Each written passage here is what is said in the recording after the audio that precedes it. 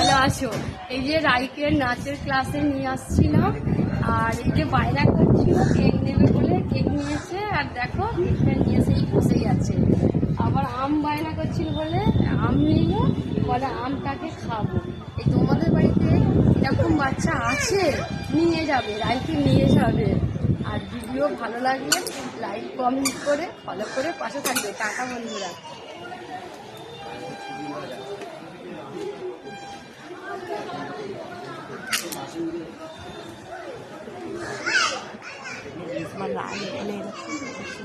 রাই এখানে এলে খুব খুশি হয়। এই যে কি সুন্দর জায়গাটা, খুব ভালো লাগছে।